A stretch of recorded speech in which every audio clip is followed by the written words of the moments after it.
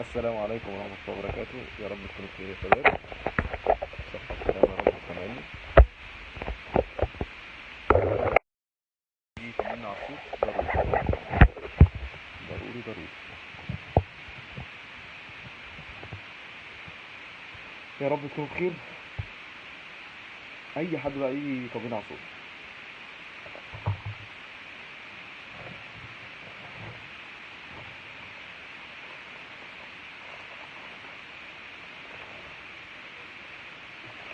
عايز أقول لكم إن الموضوع ده بصراحة اتطلب مني الأسبوع الأخير حوالي 13 مرة. 13 مرة فخير بقى. أتمنى إن الناس تكون كلها سامعاني.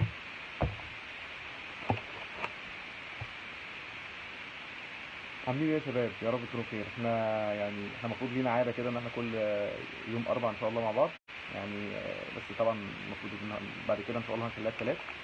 فدي حاجه مهمه. خلاص ان شاء الله احنا كل ثلاث باذن الله هنبقى مع بعض ان شاء الله. نشرح حاجه مهمه جدا او نجاوب اكتر سؤال اتكرر على مدار الاسبوع. تمام؟ طيب، السلام عليكم. الاول للناس اللي ما تعرفنيش، انا اخوكم محمد خلاف، انا دكتور اسنان. والحمد لله اللهم لك الفضل. انا في البيزنس ده بقالي تقريبا سنه و10 شهور.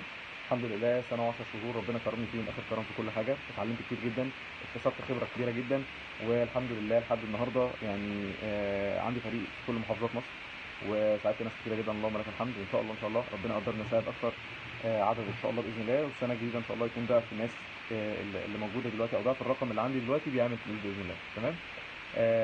نقطة مهمة جدا طبعا. الصوت واطي. حاضر عينيا.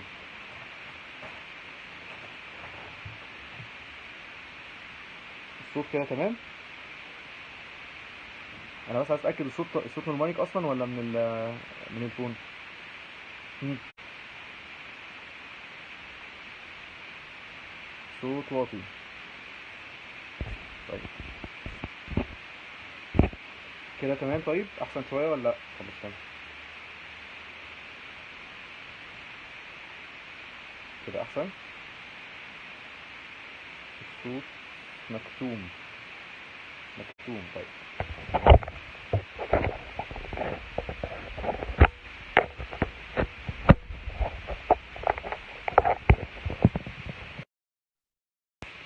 مم.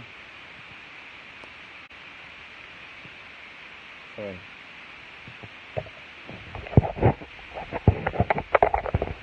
لا مش كله تمام، في اكيد.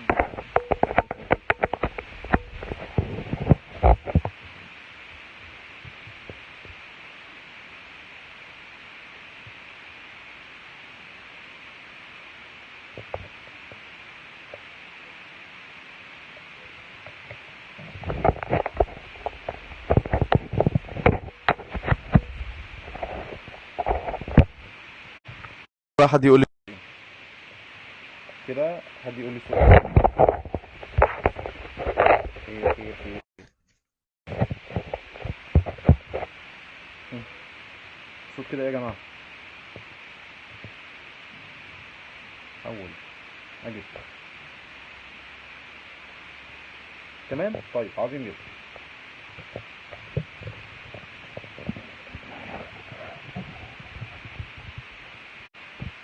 اعتقد كده بقى المايك لو حطيناه هنا هتبقى الدنيا جميلة، صح؟ كده المايك الدنيا جميلة صح كده؟ حد يأكد. طيب انا هتكلم، لو في اي حاجة تقدر تكتب لي في الكومنتات. تمام؟ بصوا يا جماعة، بصراحة انا الاسبوع اللي فات جاي لي 13 سؤال. يا كوتش هو يعني ايه اونلاين؟ هو ليه الناس اللي شغالة اونلاين بتعمل فلوس كتير جدا؟ هو ليه انا تعبان جدا في شغلي وحاسس ان المجهود البدني اللي انا ببذله ما يا دوبك بيكفيني اكل او بيكفيني مصاريف؟ يا كوتش هو اصلا في حد ممكن يعمل فلوس من البيت وش بيضحك؟ يا كوتش هو ازاي بتقدروا توصلوا للارقام دي كلها في حين ان انا بحسك دايما مش حاسس خالص بالدنيا، وحاسك دايما على طول على البحر وعلى طول في الدنيا جميله متعرفش حاجه؟ يا كوتش الاونلاين ده بالنسبه لي حاجه مش موجوده او حاجه مش على ارض الواقع، وانا ما بقدرش اشتغل غير في حاجات على ارض الواقع. تمام؟ للاسف كل تعليمنا ملوش علاقه بالشغل الاونلاين. فبالتالي ما اقدرش اشتغل فيه. تمام. اسئله كتير كتير كتير كتير بنفس الايه النمط. طيب بصوا يا جماعه، السلام عليكم الاول. انا اخوكم محمد خلاف، للناس الجديده اللي لسه داخله، لان شفت ناس كتيره جديد. انا اللهم لك الفضل يعني في البيزنس الاونلاين وفيجور بالتحديد بقالي سنتين تقريبا. الحمد لله اتعلمت فيهم عن الفلوس وعن البيزنس وعن التجاره قد اللي انا كنت اعرفه تقريبا، يمكن 400 500 ضعف المعلومات اللي كانت عندي، اللي هي اصلا كانت كلها مضروبه وكلها غلط. تمام. بدات اتعلم منها الصح وافهم ازاي الناس دي كلها بتعمل فلوس، وازاي ويعني ايه فلوس من البيت. تمام. اول حاجه لازم اعرف يعني ايه تجاره الكترونيه او يعني ايه اونلاين. تمام. بصوا يا جماعه، اي حاجه، اي سلعه بيتم بيعها او يتم شرائها على المواقع التواصل او من خلال شاشات، هي تجاره الكترونيه. اتفقنا؟ اي سلعه ايا كان السلعه دي ايه، او الخدمه على فكره ممكن يبقى خدمه، فاهمني؟ يعني ممكن انا كدكتور ممكن اكون بعرض خدماتي اونلاين. وصلت؟ تمام. اي خدمه او اي سلعه بعرض الخدمه دي او السلعه دي اونلاين، والناس بتشتري او بتعمل طلبات على صفحتي الشخصيه او على على النت عموما، فده اسمه تجاره الكترونيه. حلو. طيب ايه اصلا الميزه في الاونلاين؟ ليه النهارده يعني في ناس بتزعل مني جدا لما بقول له لما بيجي يقول لي يا كوتش انا عايز حاجه مضمونه، اقول له اللي انت فيه اصلا ما هو مش مضمون. يعني ده كان زمان، دلوقتي بقت القبض الحكومي كله من خلال اي تي ام، لازم يكون في اثبات للمعامله الماديه اونلاين. ده ما كانش موجود، ده في الاول ما كانش موجود. مثلا كنا نروح نقبض كده، نقف طابور ونقبض، صح؟ مش ده اللي موجود؟ تمام.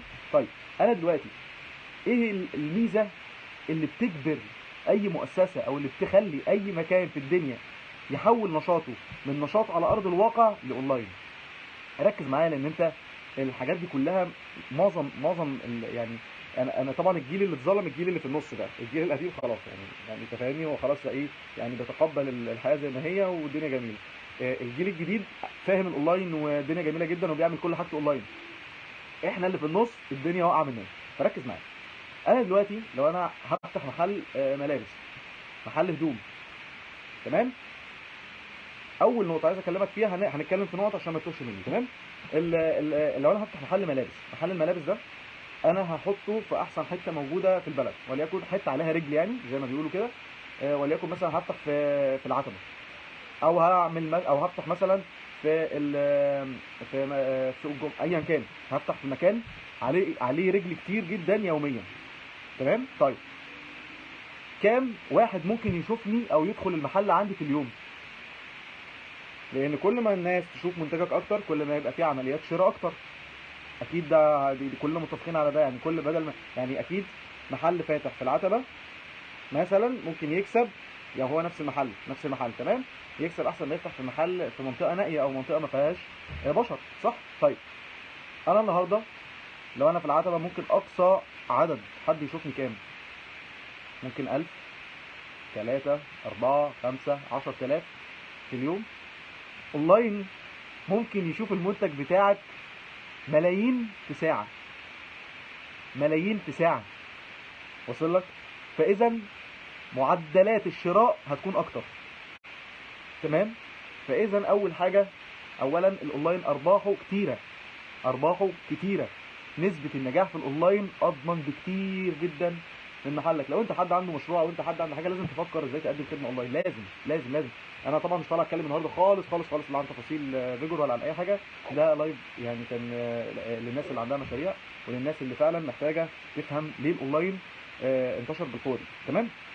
خلاص. طبعا كورونا، من ساعه ما كورونا ما دخلت كان الموضوع صعب على ناس كتير، لكن ناس كتير جدا فهمت، ناس كتيره جدا فهمت ان هي ممكن في ثانيه، في ثانيه ينزل ابلكيشن يحل محل 100000 موظف. انت فاهمني؟ 100000 موظف، 100000 بيت يتقفل في ثانيه. عشان كده مفيش اي حاجه في الدنيا انا بقول بسميها مضمون. كلمه مضمون لا تطلق على اي حاجه في 2022. تمام. اذا في اول حاجه معدلات الشراء كتير. طيب موفر جدا عن المحلات التقليديه. يعني لو انت النهارده فاتح محل، المحل ده انت المفروض هيجي هتصرف عليه مثلا سواء المحل ده ايجار او تمليك، هتصرف عليه كهرباء، هتصرف عليه عماله، هتصرف عليه يعني بضاعه، هتصرف باستمرار، صح؟ في مصاريف بتطلع كل فتره من المحل ده، غير الفلوس اللي باستمرار اللي انت بتكسبها بتطلع منها جزء، بتحاسب منها جزء، سواء ضرايب بقى او ايجار او عماله او جميل جدا. طيب انا ممكن اوفر الكلام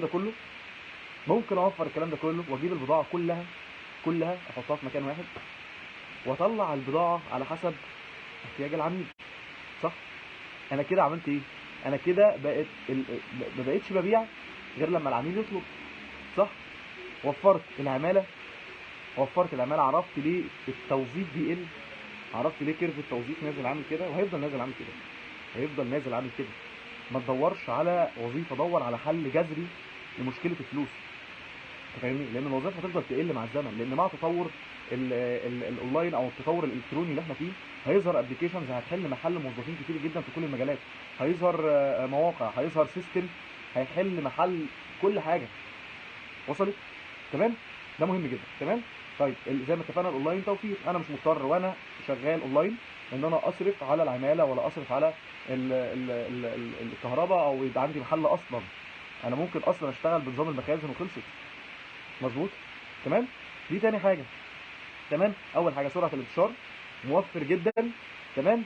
ثالث حاجه واللي هي يعني اللي كانت الناس زمان كان بيجي يقول لك للاسف لا يا كوتش، انا احسن عندي ان انا انزل امسك الخامه كده وامسكها بايدي كده واتاكد ان هي تمام، بعد كده اشتري.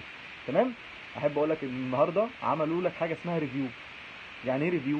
يعني انت هتدخل على البليزر او على البدله اللي انت عايزها، تمام؟ هتلاقي 100 واحد اشتروها قبلك، تمام؟ هتلاقي الناس دي قايله كومنتات ايجابيه وسلبيه، سواء حد جرب المنتج وعجبه او حد جرب المنتج وما عجبوش. وصل لك؟ اللي انت اصلا في المحل مش هتلاقيه. يعني انت ممكن تبقى خامه حلوه جدا في ايدك او يبقى الحاجه كويسه جدا في ايدك، لكن للاسف ما تعرفش يعني ايه اللي ممكن يحصل مثلا في الغسيل او الكلام ده كله. في لا، بتشوف تجارب الناس كتير جدا قبلك، فبالتالي بقى دلوقتي سهل جدا عليك انك تعرف المنتج اللي انت هتشتريه ده حاجه كويسه ولا حاجه رديئه. تمام؟ خلاص. النقطه الرابعه والاخيره ان انت دلوقتي طبعا سهوله الوصول. يعني ايه سهوله الوصول؟ يعني انا النهارده انا اسف يعني كلنا يعني بدل ما اروح انزل الف لي مثلا على بدله، يعني بدل ما اقعد مثلا 3 4 ايام بلف على بدله مثلا ولا عايز اشتري بدله معينه، انا ممكن وانا قاعد في بيتي من غير ما اتحرك خالص، تمام، ادخل على 15 16 موقع، تمام، لحد ما الاقي البدله اللي انا عايزها وتجيلي لحد باب البيت. وصلت؟ ما بقيتش محتاج لا انزل ولا ادور ولا اسعى ولا اعمل كل الكلام ده كله. تمام؟ مشكله الجيل اللي في النص ده زي ما قلت لك ان احنا اتربينا ان احنا عصرنا ده وفجاه بقينا في ده. تمام؟ فلا انا بفهمك ليه كل حاجه بتقلب اونلاين. ونصيحه كان جيف بيزوس بتاع موقع امازون كان ليه جمله مشهوره جدا، كان بيقول لك if your business is out of online then your business is out of business. يعني ايه الكلام ده؟ يعني لو انت شغلك اللي انت بتعمل منه فلوس مش اونلاين، فانت تقريبا ما عندكش شغل خالص. then your business is out of business. البيزنس بتاعك اصلا مش موجود. تمام؟ انا بسيط جدا معاكم يا شباب. اتمنى في حد عنده اي سؤال بخصوص الاونلاين. طبعا انا مش هشرح خالص اي تفاصيل لها علاقه بالبيزنس، فانا جاي بس اجاوب على كم الاسئله في النقطه دي. فهمت بقى يا احمد ليه قاعد على البحر؟ فهمت ليه؟ يعني مش محتاج انزل، مش محتاج اعمل كل ده، فاهمني؟ مش محتاج اتعب بالكلام ده. عشان كده زي ما قلت لك انا دايما بقولها، في ناس كتيره جدا رابطه المجهود البدني بكتر الفلوس، اللي هو اتعب اكتر يا باشا، يعني روح بيتك رجلك كده مش شايلاك، انت كده بتعمل فلوس كتيره جدا. ده مش موجود بدليل ان اغنى 10 افراد في العالم ما بيتحركوش من بيوتهم. اغنى 10 افراد في العالم ما بينزلش يشتغل ولا بيتعب ربع التعب اللي احنا بنتعبه. وصلت؟ زين ورك سمارت، يعني اشتغل بذكاء، نوت هارد. ورك سمارت نوت هارد. تمام؟ عشان كده سهل جدا جدا جدا تعمل فلوس كتير جدا من الاونلاين وانت قاعد في بيتك. تمام؟ بالتوفيق لكم جميعا. استنى دقيقه كده لو حد عنده اي سؤال، سبق لي كتير ما طلعناش لازم. اسئله اسئله اسئله اسئله.